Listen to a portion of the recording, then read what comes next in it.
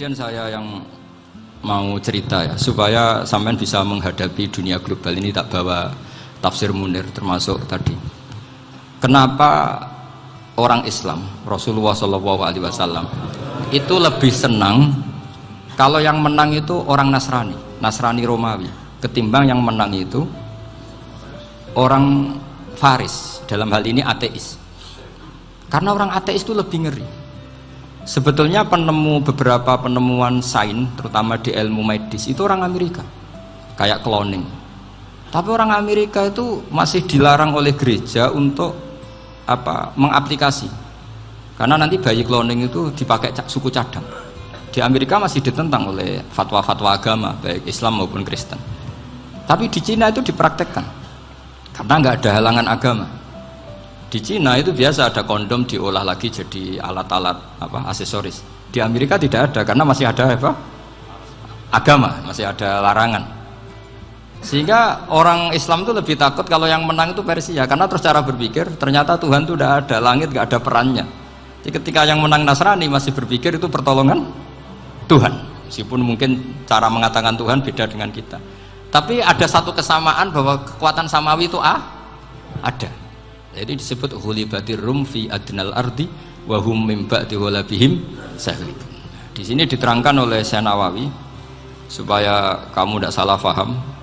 Sebetulnya kamu katakan misalnya wah itu paham liberal, sebenarnya saya tidak tersiksa. Cuma takut yang mengatakan seperti itu cek goblokir atau ngaji gitu. Itu aja masalah saya. Ini saya baca ini karangannya Syekh Nawawi, karena tadi kata Mbak Firjon ngaji itu harus sama orang yang bersanad. Saya ini kalah sama beliau itu berkali-kali. Secara nasab saya harus manggil Mbah, secara silsilah ilmu saya juga kalah lagi. Saya sering disewani sama cucu-cucu Syekhona Khalil. Kiai Siddiq itu termasuk murid dekat beliau, Syekhona Khalil. Kalau itu berarti kan Gus Firjon, Ahmad, terus Mbah Siddiq. Mbah Siddiq ngaji Syekhona Khalil. Syekhona Khalil itu pernah ngaji langsung sama Sayyid Zaini Tahlan. Berarti beliau dari Sayyid Zaini Tahlan itu baru generasi kelima. Sementara saya itu sudah ke-7 atau ke-6. Saya, Mbah Mun, Mbah Karim misalnya, Mbah Hashim, Mbah Mahfud Termas, Sayyid Abi Bakar Sato yang ngarangnya Anatul Thalibin, baru Sayyid Zaini Tahlan. Berarti saya ke-7, kalah lagi. Tapi untuk jadi wali biasanya cepat saya. Karena syaratnya jadi mbah itu ngalah demi putu. Jadi kalau beliau ngotot, saya dulu Gusti, saya mbahnya, wah itu mbah yang nggak baik. Pasti jatahnya dikasihkan cucunya dulu. Makanya Abdul Muthalib itu orang yang dapat wangsit, tapi yang jadi nabi itu cucunya. Jadi dalil saya banyak.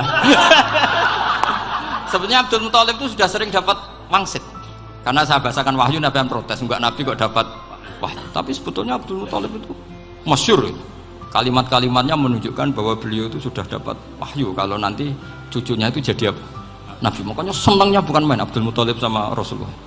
Putu seneng mbah, seneng putu. Jadi mungkin sampean enggak usah protes loh.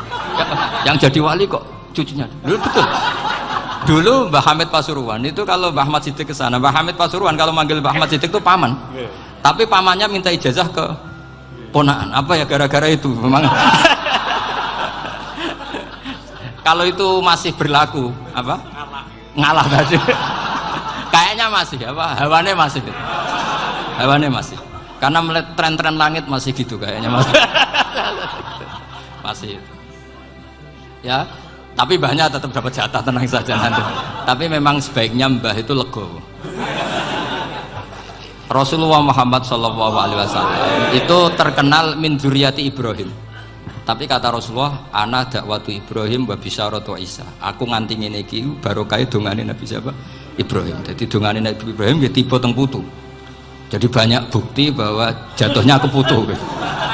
Tadi saya di kamar sama beliau berduaan. Nih Mbah sing dadi wali di sini, aku webah. Cocokan tadi. Nah, kenapa saya akhir-akhir ini gulirkan daftar wali? Kenapa?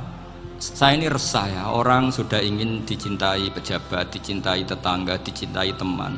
Tapi kadang-kadang orang lupa lagi dicintai Allah. Makanya saya meskipun guyon, tapi ini amdan, bukan sahwan. Supaya orang punya cita-cita lagi jadi wali, ingin dicintai Allah. Kita ini terlalu lama ingin dicintai makhluk. mbok ya naik kelas sedikit. Ingin dicintai Allah Subhanahu wa ta'ala. Meskipun saya guyon, tapi tadi guyon saya tuh lebih serius ketimbang serius Anda. Karena tak pikir. Saya tuh kalau pergi itu seneng ngebis, bukan karena saya tidak punya mobil, tapi saya sering mau butuh itu supaya nggak diganggu. Karena saya tuh harus punya waktu sendiri. Kalau bis kan ketemu orang nggak kenal, tapi sekarang ya agak susah, banyak yang kenal. Dan susahnya lagi nggak minta ijazah, minta foto. Aduh. Repot tuh. Mau dibenci itu umatnya Rasulullah Shallallahu Alaihi Wasallam. Mau disetujui itu sanatnya mana? Kalau ketemu orang alim minta apa? Foto. Itu nggak ada sanatnya. Nggak tahu saya itu madzhab dari mana itu. Ya madzhab milenial yang jelas itu kan. Ini tak baca ya biar dapat, karena ini kenangan saya sama Mbak Ahmad Siddiq. Saya masih ingat betul beliau ngisi hallnya Mbak Abdullah bin Umar, berarti abahnya Mbak Hamid. Karena mbah saya itu Fatimah binti Khalid bin Umar, kalau Mbak Hamid itu Hamid bin Abdullah bin Umar. Itu saya masih ingat betul zaman itu Mbak Hamid setiap hall di Lasem itu rawuh dan saya derek mbah saya karena masih misanan datang ke Lasem. Itu beliau pas itu ngisi sama Mbah Mun. Mbah Mun masih muda, Ki Ahmad Siddiq sepuh senior.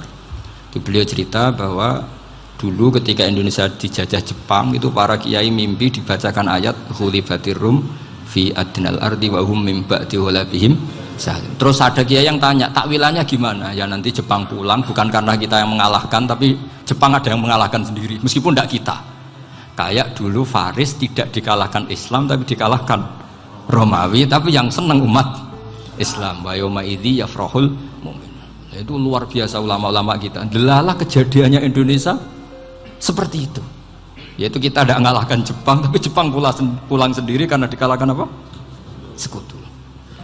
Ya ini saya baca. Ini tidak usah dicek bacanya benar apa enggak. Sudah aman apa? Aman. Karena kalau saya salah itu ya sengaja. Artinya ya sengaja saja. Ya biasa maksudnya. Saya kemarin ngisi di Pondok Peloso, di Pondok Al Munawir Jogja. Salah itu ada dua, ada salah memang benar-benar salah. Itu nggak apa-apa, bisa dimakfu. Karena mesti sangke wong goblok salah yang terus itu. Ada salah bawaan ilmu, itu repot tuh dadaninnya. Karena misalnya kita yang biasa belajar qiraah safah wayah sibuhu, mesti diulang lagi wayah sabuhu. Karena qiraahnya Imam Asim itu hasibah sabu bi fathis sin. Sementara kita kalau ngaji kitab kulino yahsib. Sehingga kita yang biasa belajar safah itu kalau baca kitab itu kayak orang bingung. Kadang-kadang yang ngaji juga bingung. Gus Pak mau di bulan pilih ini. Ya tepat-tepatan. Ada yang mengatakan Gus Pak bingung, ada yang mengatakan Gus Pak alim alama. Ya tepat-tepatan nasib tadi. Karena memang ya safah memang seperti itu. Misalnya kufuan. Kufuan itu Imam Asim baca kufuan. Tapi beliau punya murid namanya Syu'bah. Itu kalau baca kuf'an. Makanya kita itu, ini kan khataman Quran ya, jadi saya menyinggung sedikit tentang qiraah safah. Tadi beliau juga sudah tak kasih kitab saya Hifdzuna Liyadal Mushaf. Sama tak ajari latihan safah, memang angel ya. Makanya yang nggak bisa itu wong pinter, sudah tahu angel ya nggak usah diteruskan kan. Orang menghindari barang angel itu pinter apa goblok? Pinter. Berarti wong goblok pinter. Saya tuh makanya sama orang goblok tuh respect. Jadi orang alim tuh angel apa gampang? Angel. Menghindari barang angel pinter apa goblok? Loh, orang menghindari barang angel pinter apa goblok? Pinter. Berarti wong goblok pinter. Jadi saya sama orang-orang goblok itu respect. Sudah tahu jadi orang alim angel ya barang angel ya harus dihindari. Makanya saya ini insya Allah umatnya Nabi yang termasuk yang terbaik. Amin. Karena mencintai umatnya Nabi termasuk yang goblok. Waduh.